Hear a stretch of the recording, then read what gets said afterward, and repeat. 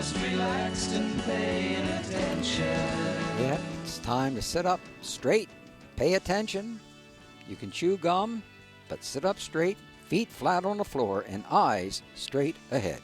Yes, I taught for many years, and that's what you got to do. Welcome back to 21st Century Radio. I'm your host, Dr. Bob Hieronimus, and we've been doing this weekly interview for, well, since 1988. I think we're headed towards 40 years, but we may not be on this station for 40 years, I'll tell you that. Our executive producer and research assistant is Laura Courtner. Our engineer is Anita Brockington. Now, our guest is, of course, Dr. Mark Carlotto, and we were beginning a discussion on the cover of this book, which Mark's daughter designed. Isn't this true? Yeah. Now, this big, large blue curvature there, is that a planet, or is that the sun, or what could that be? That's an abstracted view of the Earth. Ah, that's the Earth. Okay. Now, that it seems that there's a rocket ship right in between that and a lunar slice. Yeah. And but this rocket ship that you have here is somewhat similar to one of the designs in the book, which I think you... Oh, gosh, when I get to that part, there are so many parts of this. The space shuttle. Yeah, that's the space shuttle. Okay. Yeah, so let me explain. At the point, when I picked up this, within this past year to finish the book, the title at that point was UFOs in Space, and it was going to be about the space shuttle videos, because I felt like the space shuttle videos were the best evidence that we had to date at that time of UFOs, again, because of the quality of the data, the source of the data, and so forth. So I said, could you do a cover that has sort of the space shuttle and the Earth, and maybe, something that kind of looks like a UFO, Mm-hmm. But I wanted to keep it a little mysterious. It is mysterious.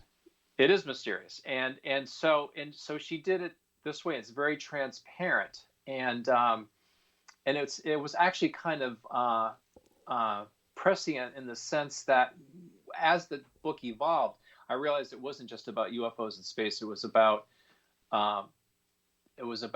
this tendency now to, or the past tendency to view things as being extraterrestrial, maybe was wrong, and maybe these are much more exotic. And then I started thinking about something that's outside of the box, outside of the physical universe, not of this world.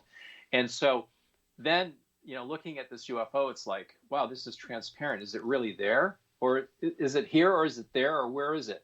Does it even really exist? And so that's kind of how it evolved. But it was this earliest version that she did that I liked, because it's not, she said, well, Dad, I really need to sort of clean this up and that up. And it's like, no, I like it. It's very primal, and it's emerging. And that's kind of the whole sort of tone that I wanted, because it's not, this is not totally thought out. This is totally half baked. I mean, most people are thinking about, we've been talking for the last hour about, UFOs being extraterrestrial, being spaceships, being flying saucers, being, beings from another world. Well, maybe that may be part of it. I mean, I think it's a very complicated, very complex phenomenon. But I think there's definitely an aspect that's much more exotic. And that's kind of the direction I think it would be interesting to see where that goes. And hopefully other people will have, other ideas, better ideas, can flesh out some of these concepts better than I can. Physicists, I know there are physicists now that are working on this seriously. There's a group called the Society for UAV Studies, and they're actually studying these videos that have been released by the Navy, and actually Department of Homeland Security released a video recently, and the Chilean Navy. These are all kind of showing similar things, and serious scientists are analyzing them and doing much more in-depth analysis than I'm able to do here. So I think it's some new directions. It's exciting. Well, I congratulate your daughter, because it looks real. It looks real in the sense that it looks like it's moving.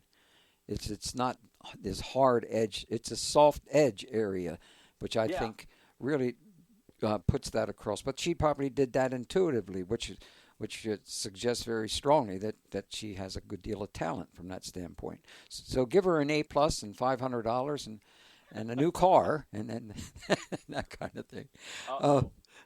Okay. Now, why do you think UFOs, UAPs, are not extraterrestrial?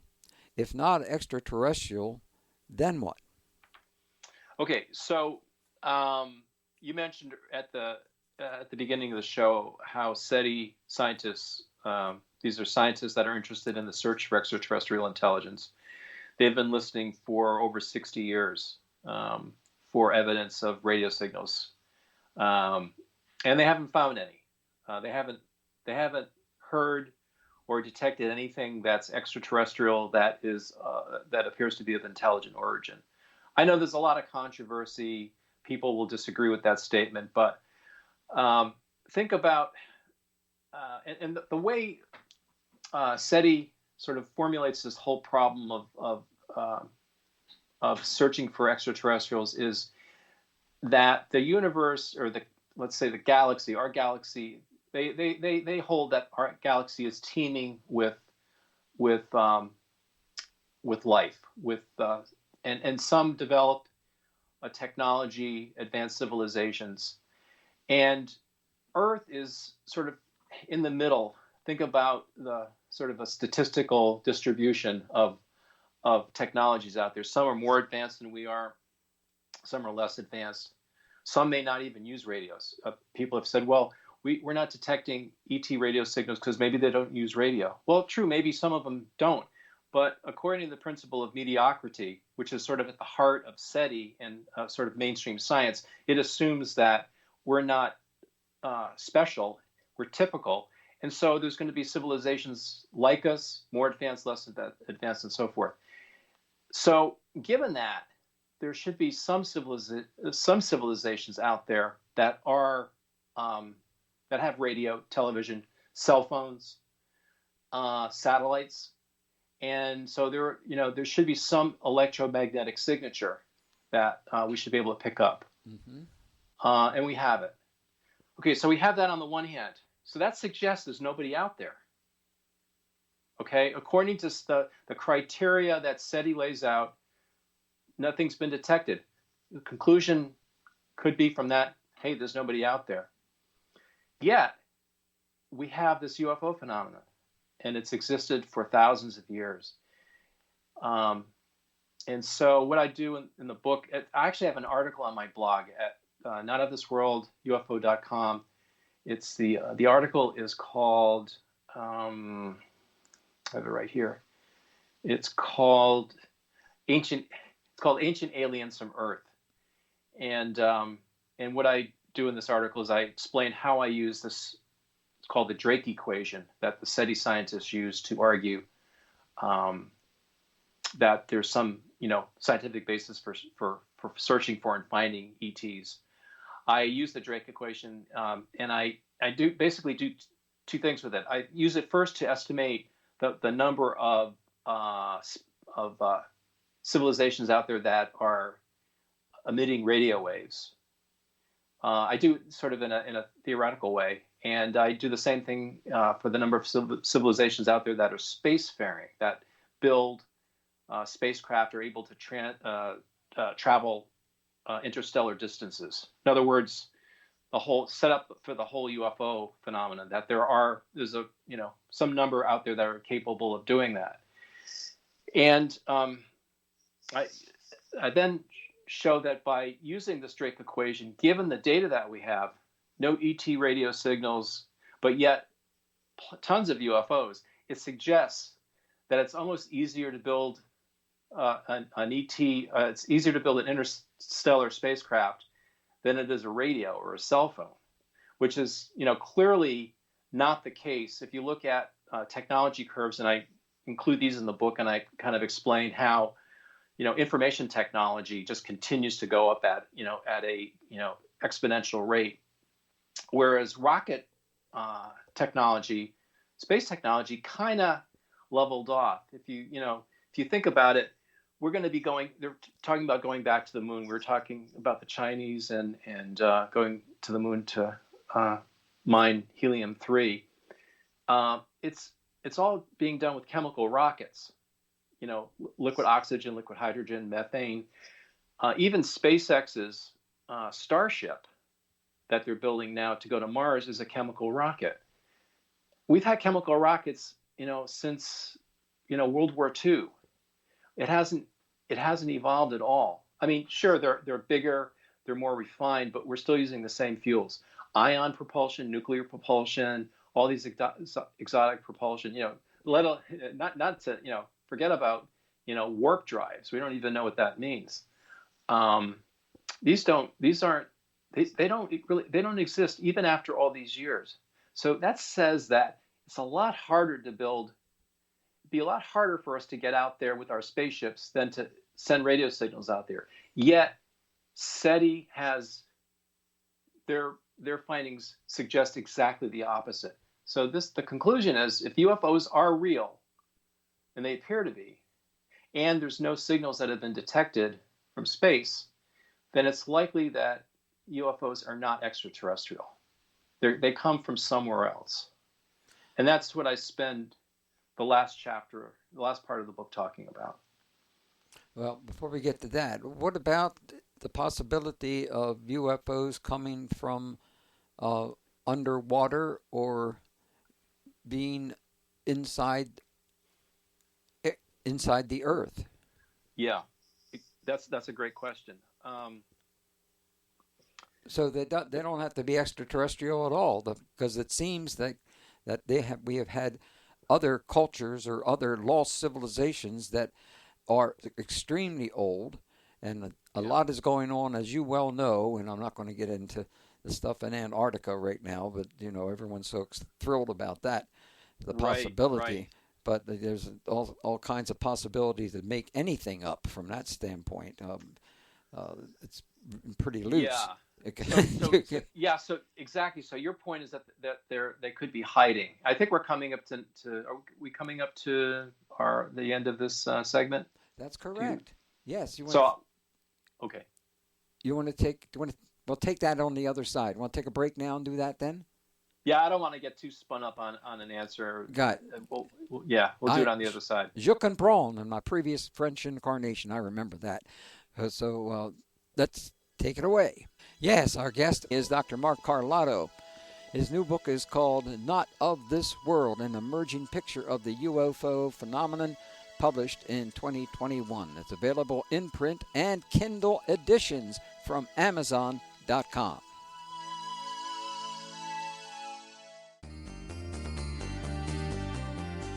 This is Dr. Jacques Vallée. You're listening to 21st Century Radio with Dr. Bob Hieronimus, the reference in the study of the paranormal. Boy, I remember reading all 17 of his books within a couple of months. And I shouldn't have done it that way.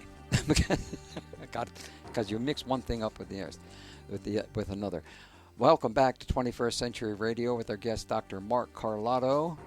And, of course, we're talking about his new book called Not of This World, an emerging picture of the UFO phenomenon, published in 2021. Now, instead of thinking that UFOs have to come from out there, is it possible that there might be beings and extraterrestrials living inside our planet or underwater, especially in some type of submarine of sorts? So, in other words, are they hiding somewhere? Are they hiding in the oceans? Are they hiding on the far side of the moon? Yeah, probably because if we knew they were there, we'd probably blow them away. So. Well, some some say that's why there's a new space race now to get to the moon. Since the Chinese, they sent a probe to the far side of the moon. They're perceived as being ahead of us in some sense. Mm-hmm. But I mean, we've imaged the moon at extremely high resolutions, like Mars, and there's the conspiracy folk that say that, well, there all these sites, alien sites, are on the moon and on Mars, and they've been airbrushed out and we can't see them. It's been the moon and Mars has been imaged so many times. I think it's highly unlikely that there's something on the surface that that's been hidden. It's like a lie. When you tell a lie, it's extremely hard to maintain it, because you have to fabricate more lies to cover up or to keep the first lie going. Mm-hmm. And I think after all these years, that'd be really hard to do. So I don't think there's anything on the moon or on Mars, alien bases, if you will. Maybe under the moon there's evidence of these underground caverns and caves, and that's a possibility. And Dr. Bob, you asked about Earth, the oceans. There's so much of the planet. I think 95% of the planet's unexplored. And you mentioned Antarctica. People have been talking about that for years. That could certainly explain some of it. It might explain, bases of operation and so forth. But when something moves at, it's standing still, and all of a sudden it accelerates in, a tenth of a second, so that it's out of sight. And it's like 1,000 or thousands of G's, where, tens of G's will kill a human pilot. How does anyone possibly operate a craft like this? I mean, the accelerations are so high, it would crush any kind of physical instrumentality. Anything physical would be destroyed. So, it's possible that there are unseen places where unknown forces are lurking. I won't rule that out. I mean, because I believe that this is a very complex phenomenon. But I think there's an aspect of this that is unexplained, and it's not hiding on the Earth or on the moon, in the Earth, in the oceans, but is coming from somewhere else, from what the mystics refer to as other planes of existence. Yes. And that starts getting really kind of woo-woo-ish, right? It's like, well, what does that really mean? That's not scientific. But I disagree. I think that's truly that's truly at the frontiers of science. The box right now is physical science. If you can't, it's like anything out there, any unknown phenomenon, it has to be explained within the confines of the box of physical theories. Physically based paradigms that maintain that consciousness is not a primary manifestation, but it's an emergent property of complex physical systems. And the Big Bang is this theory that the universe started somehow from a singularity. Matter was created, and from lifeless matter came life, and from life consciousness. Well, the other view of this from the esoteric traditions is called emanation, which is that in the beginning it was just pure consciousness, and creation involved the unfolding of universes of increasing densities of matter, decreasing densities of consciousness. From the most conscious down to the least conscious, being the physical realm, where we exist. And so these other realms exist, but we don't have direct access to them, at least physically. We do, perhaps through drug experiences, through meditation, near-death experiences, perhaps paranormal phenomenon also involves some of these realms. So I think there's one equation that explains, the unknown with the big U, and I think all of these are all aspects of it, and so that I think that's a part of this. So again, going back to, are there alien forces hiding? There may. I'm not ruling out the possibility that there are extraterrestrials, and they're cloaked. They're hidden. We don't know. We know very little about them, or are able to learn very little about them by design. But I think that's only part of it. I think there's a much bigger mystery, and it's really a mystery that's, it's sort of it's at the core of all the key questions. Where do we come from? What is life? Why are we here? I think these are the deep questions, and I think the UFO phenomenon is forcing us to face the reality that there are things that we cannot explain. Yes. And I think that's, COVID was a game changer. It forced us to look at things differently, and I think acceptance of the UFO phenomenon for what it is at its core, that it's truly something unexplained and beyond physical, beyond the physical universe, forces us to consider, a bigger world. And I think that's what this is all about, and it's forcing us to do that. So you can belittle it, you can marginalize it, but I think this is sort of what's the expression? This is the elephant in the room that scientists can't seem to explain. Well, they can't ignore it now. That's one of the good things about this situation. Do you think the UFO phenomenon has or will change the world? You sound like it might. Yeah, I think so. I think I think it's there's sort of a tipping point, right? That COVID was the magnitude of the pandemic and the effect was so great that it changed institutions and it changed ways of doing business, ways of communicating.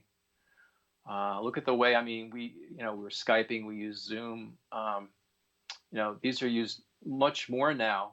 Companies are using them much more, relying perhaps less on having to travel, saving. So companies are certainly in favor of this, right? It saves money. You don't have to travel as much. You can use all these technologies. I think, they're transformative and they've been brought about as a result of the pandemic.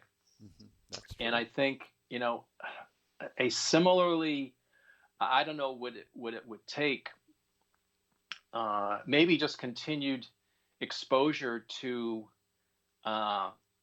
these sightings and reports are eventually, scientists are going to perhaps crack under the pressure of just, hey, look, there's a mystery out there. We can't keep sweeping this under the rug. We got to really start to try to understand this. Mm-hmm. When it becomes so obvious, right? And I think when that happens, that could be a real game changer. It could be a very positive change. Chapter 2 examines UFO cases. One clearly a hoax, a second likely real, and a third that is unclear. Can we go through those three cases? Yeah, sure. The first one is quite stunning. When I first saw it, it's like, oh my God, how did they do this? And it's all done with CGI. It's actually quite incredible. And the more I researched it, the more I learned about all these plugins in video production software to create shakiness and all sorts of other artifacts. And so the one that's clearly a hoax is an enormous UFO that's that's reported. Where the heck is it? In Malaysia. In Malaysia. Yeah, it's like, if you saw something like this, you would be like, whoa. And it's, it was analyzed. There were a few sources I researched, and I didn't look at it myself, but it was the point is that there's some stuff out there on the internet that's quite cleverly done, well done, and it's you can determine that it's clearly a hoax. So that's one. So the second was clearly not a hoax, and I think the Gulf Breeze UFO, based on the research largely done by Bruce Maccabee, and there were others as well in the investigation. This is Ed Walters' experiences in Gulf Breeze, Florida, in it's like November 1987 through May 1988. He says in his book, these events have changed my family's and my life forever. No longer can I look at the night sky and disregard the possibilities of intelligent life somewhere else in the heavens. I mean, clearly, he did not do this to make money or for fame and fortune. And Bruce's analysis of the data supports this, that it's a very very solid set of reports and a lot of photographs, not just one or two, but quite a few. And the little analysis I did, I totally concur with what Bruce found. The third case was a researcher in Italy, Marco Baldini of an Italian UFO research group contacted me and asked me to take a look at some photos of UFOs taken from a town north of Milan, so sort of northwest Italy, and it's intriguing, but my analysis suggests that and I didn't have access to all the data, but all the UFOs seem to be roughly showing the same lights underneath the same positions. There's some variability, but supposedly all these photos are taken from different locations, and so they should have shown some variation. And then, when you look at, you've taken a cell phone picture at night, right? And when you take the picture, if it's really dark out, it's really noisy, right? Yeah. There's a lot because there's not a lot of photons, and so you see what's called the dark current. And in the Lanzata, so Lanzata was the small village in Italy where these were taken. The nighttime photos show, a sky with a lot of this dark current, this dark current noise, or noise that you would normally see in a cell phone video. But then around the UFO itself, it's just dark. There's no noise at all, and it suggests that they took a photo and then they inserted, composited a picture of a UFO shot in the black background and sort of like photoshopped it in. So that I would say is probably not a legitimate sighting, but again, without seeing all the data, it's hard to say for sure. And then the next chapter 3, talks about UFOs near the moon, and this is quite interesting. There was a photo or a video taken by a French-Canadian astronomer who took a video of what appeared to be 3 UFOs flying around the moon from behind the moon across the surface of the moon and disappearing into the shadowed side. And kind of the jury's out on this. A lot of people claim that it's a fake because it shows some indications of being faked, using some of these video techniques. But it's also extremely well done, and there's a lot about it that appears authentic. So it's, some cases are not cut and dry. But when you start talking about the Navy video, the NASA videos, those are, I think, the best evidence. And I talk about those as well, and a number of other cases. Crop circles and UFOs, a whole other subject with a lot of back and forth. Again, the SETI people, this whole idea, they just the idea that there's crop circles, that anyone would do this, that extraterrestrials or anyone would do crop circles, is like, they feel it's just kind of ridiculous, and they believe that all these formations are hoaxed. And I think a lot of them are, but a lot of them, and there's two cases actually I examined in the book that suggest that at least two cases are authentic, and one shows the formation of a crop circle in a place in Wiltshire in England called Oliver's Castle. That's been subject to some controversy for 2+ decades. So there's quite a range of cases I look at, and then from that in the book, and at the end I try to abstract and analyze and come up with some conclusions. So it's laid out pretty simply. We have a conclusion right now. We have to take a break here. Our final break. Is this true, Dr. Cordner? It is, indeed. With our guest, Dr. Mark Carlotto, Ph.D. It's gone so quickly. It really has. You can listen to our previous shows by subscribing and sharing 21st Century Radio on YouTube, and you can find these links on the Facebook page for 21st Century Radio.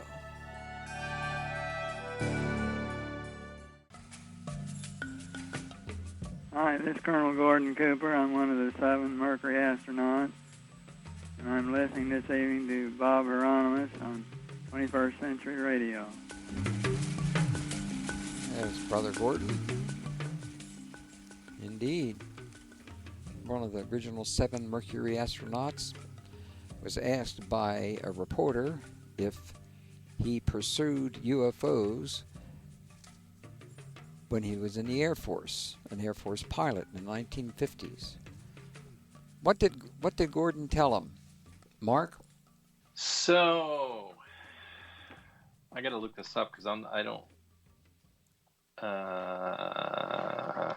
Well, this is like a test. Okay, we have. What's the exact quote here? Basically, he said that they pursued these craft. They were never able to catch up with them. That's right. They were always and this is something that exists today, right? The Navy pilots, again, they tried going after them, and they were gone in a flash. Mm-hmm. There was even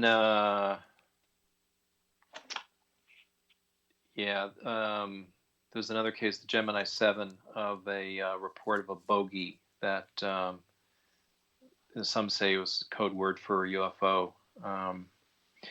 But otherwise, there's really no documented sightings in prior to the space shuttle videos. I wasn't able to find anything. You have Gordon Cooper's comments and a few others off the record, but nothing really substantial to go on. Certainly no photos existed. But then, the shuttle changed that with some extraordinary, I think, extraordinary videos. Oh, it did.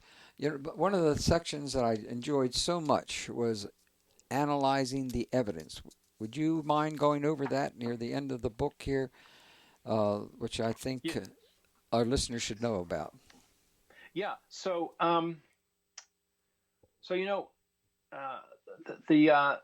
all this new data from the from DoD, the Navy videos, would not have come out were it not for the work of Luis Elizondo, who was head of the ATIP, Advanced Aerospace Threat Identification Program. And there's actually, I think there's 2 seasons out on, I forget who carries it, it's Netflix or HBO, It's called I think it's called Unexplained, and it's his. Now that since he left the government, he's been pursuing. He's got a group of people investigating sightings and trying to follow up on what he began to unearth when he was in the government. And he came up with what he called 5 observables. So what I do is I analyze the evidence, these cases, in terms of the following observables. No visible means of propulsion or flight surfaces such as wings. The ability to accelerate and change direction quickly, accelerations beyond human tolerances. Hypersonic velocities without physical effects such as vapor trails and sonic booms.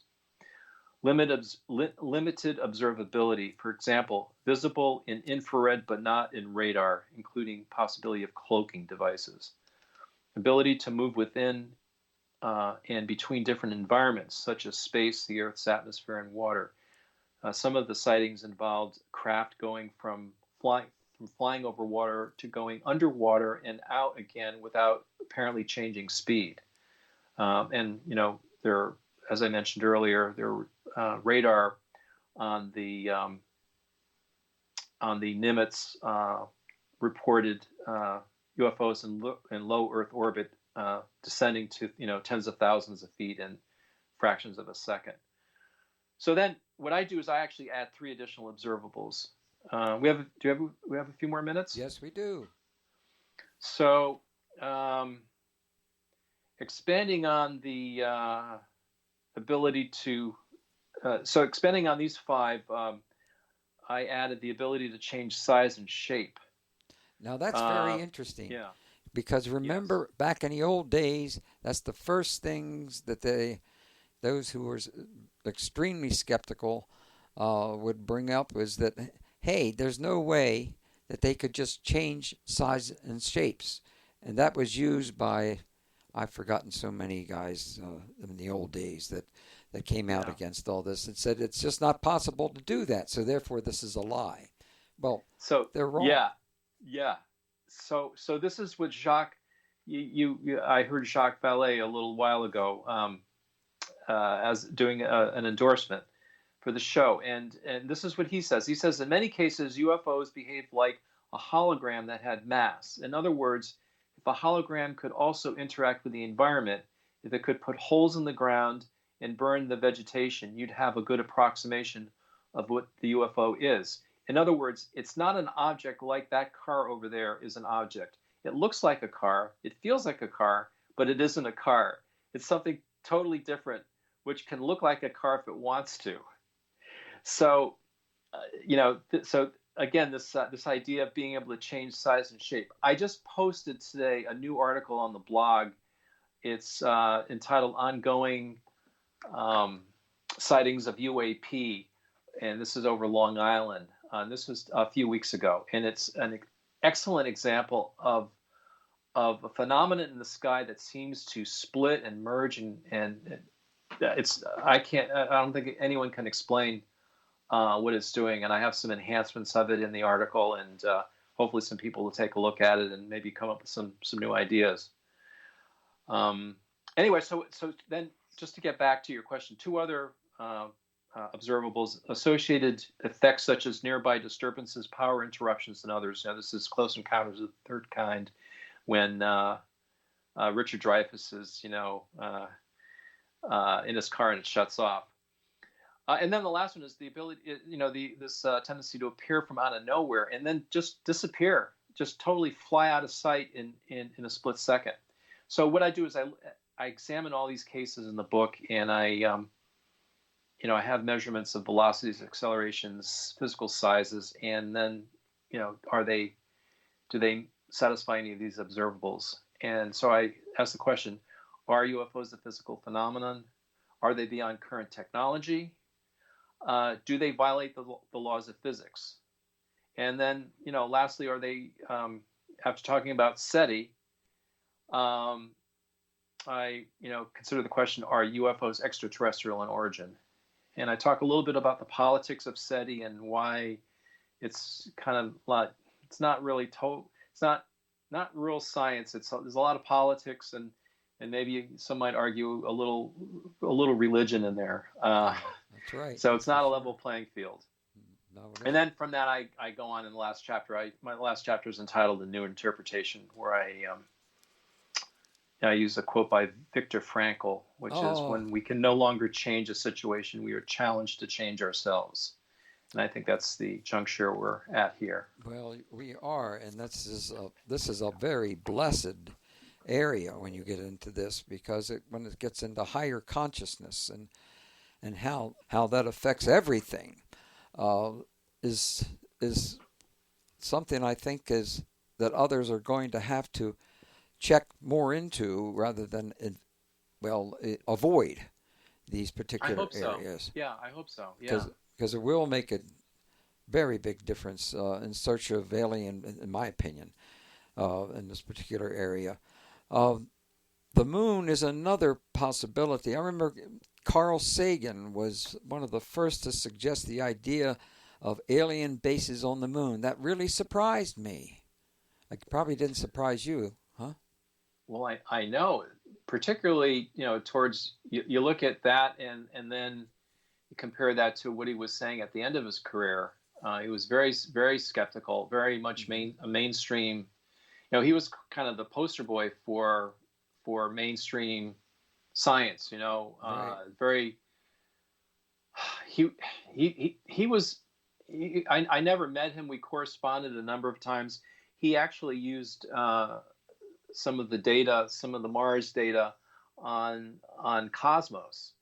He wanted to include it, and he said it's probably just a rock formation, but if we're going to go there, we might as well take a look anyway.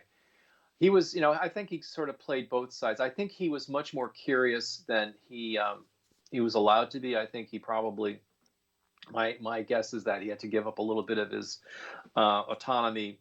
Yes. To be the spokesperson. It's sort of like, as you get older and you don't need to do this for a living, you have your own gig and you can do this on your own, that you can be a little bit more free and pursue, follow the science. And so, yeah, he and in fact, because of that, he made that statement. People had been thinking for years about, well, let's see if there's anything on the far side of the moon. And, we actually, I don't think we ever talked about this on your show. I had published a paper a few years ago about some objects that we did find on the far side of the moon. Oh. And the Chinese didn't land all that far from them. But, who knows what's going on. Maybe Dick Hoagland will tell you. Well, next time he calls, yes, because I keep trying to get back in touch with him, but we seem to fail over the period of time. And by the way, I have an enormous respect for him for what he went through. I don't know how he could have controlled himself as well as he did. At times, maybe he didn't do as well as he all times, but the stress that he was put under, he became quite a leader, whether he was right or wrong, and unfortunately caused some problems in our never being able to find anything out from NASA, because I'm afraid that when he made certain points, it was embarrassing to them, and I don't think they're ever going to accept that. Yeah, we sort of 20 plus years ago, we kind of parted ways because I didn't really want to follow him in follow up on some of the things he was looking at, some of these ideas about glass cities on the moon, and then started getting into conspiracy theories and all that. I totally respect where he's coming from. He's an extremely intelligent guy, and he's very creative, and he's been an important part of the Mars investigation and all these other investigations. I mean, he's added so many important ideas, people criticize him.